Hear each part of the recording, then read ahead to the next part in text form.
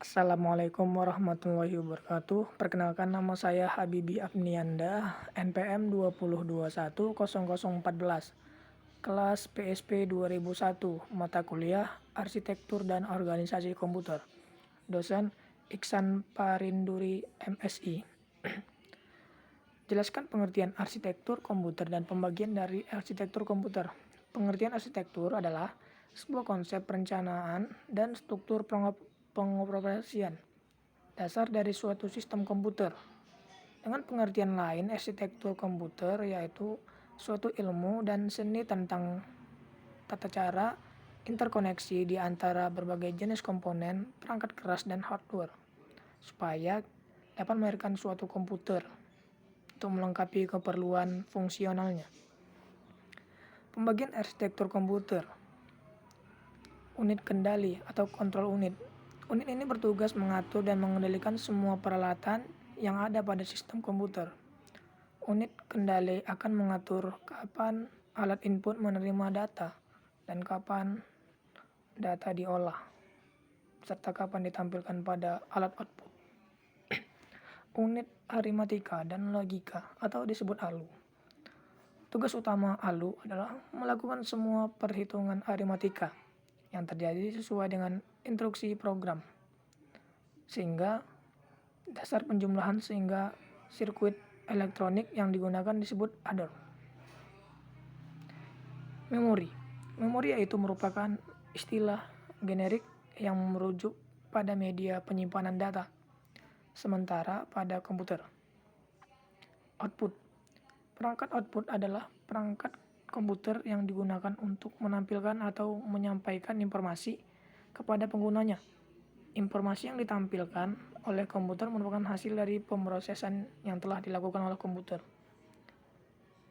2. Jelaskan struktur komputer IAS. Jawab. Struktur komputer IAS terdiri dari memori utama untuk menyimpan data dan instruksi.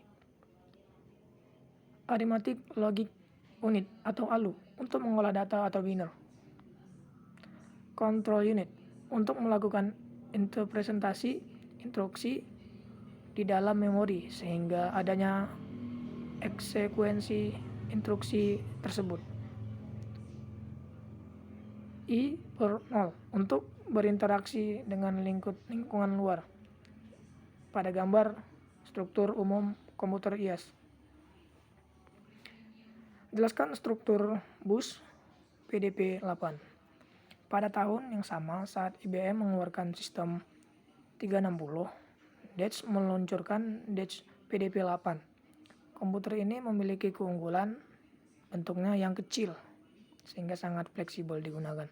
PDP-8 juga memiliki varian yang modelnya sama dengan IBM sistem 360 untuk menyesuaikan kebutuhan pelanggannya.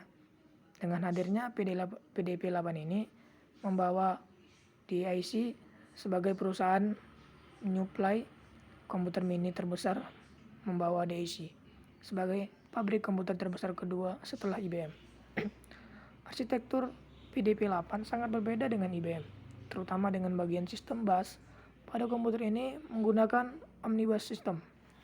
Sistem ini terdiri atas 96 buah lintasan sinyal yang terpisah, yang digunakan untuk membawa sinyal, alamat maupun data. Karena semua komputer menggunakan jalur bus ini, maka penggunaannya dikontrolkan oleh CPU. Arsitektur bus seperti PD8 ini nantinya digunakan oleh komputer. Jelaskan spesifikasi memori dan tentang pin sinyal kemasan memori. Semua jenis memori yang dibahas pada bagian ini adalah berjenis random akses, yaitu data secara langsung yang diakses melalui logik pengalamatan read-in. Hal ini yang membedakan karakteristik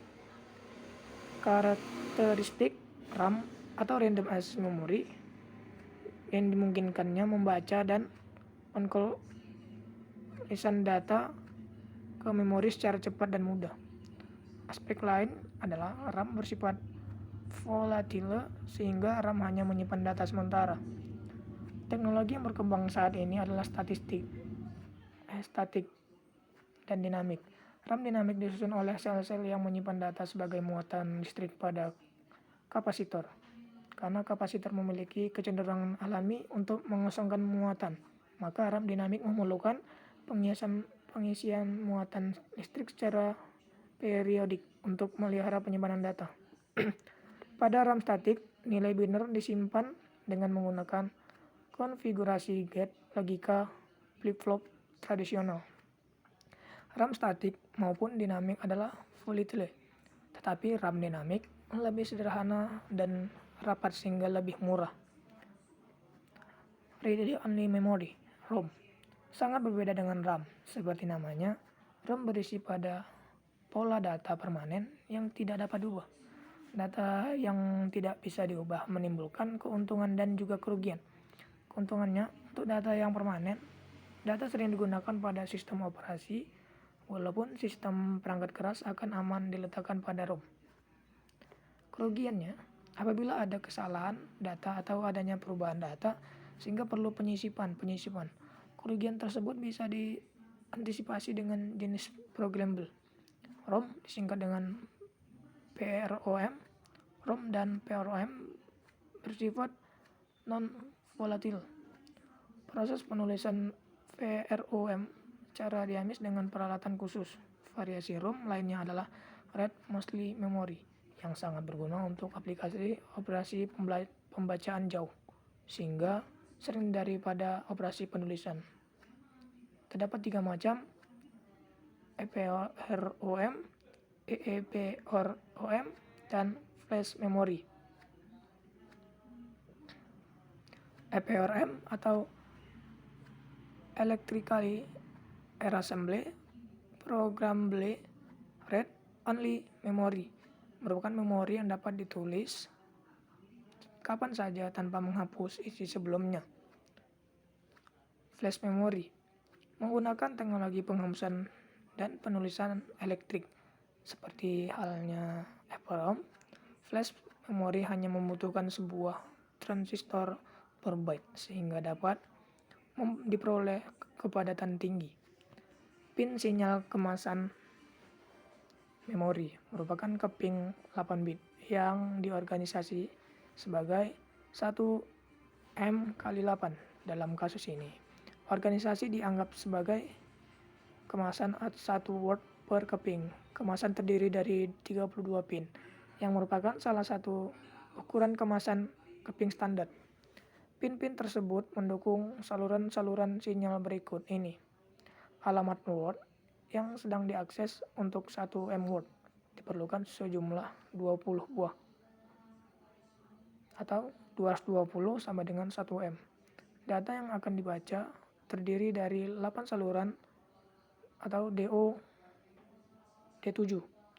Catu daya keping adalah VCC, pin grounding VSS, pin shift enable atau CI, tegangan program atau VPP. 5. Jelaskan tentang organisasi change memory. Change memory difungsikan sebagai mempercepat kerja memori sehingga mendekati kecepatan prosesor. Dalam organisasi komputer, memori utama lebih besar kapasitasnya namun lambat operasinya. Sedangkan cache memori berukuran kecil namun lebih cepat. Cache memori berisi salinan memori utama. Pada CPU membaca sebuah word memori, maka dilakukan pemeriksaan untuk mengetahui apakah word tersebut berada dalam cache memori. Bila ada dalam cache memori, maka dilakukan pengiriman ke CPU. Bila tidak dijumpai, maka dicari dalam memori utama selanjutnya. Blok yang berisi sejumlah word tersebut dikirim ke cache memori dan word yang diminta CPU dikirimkan ke CPU dari cache memori. Karena fenomena lokalitas referensi ketika blok data diberikan ke dalam cache memori, terdapat kemungkinan bahwa word-word berikut yang berada dalam satu blok akan diakses oleh CPU. Konsep ini yang menjadikan kinerja memori lebih baik, sehingga dapat disimpulkan bahwa kerja cache adalah antisipasi terhadap permintaan data memori yang akan digunakan CPU.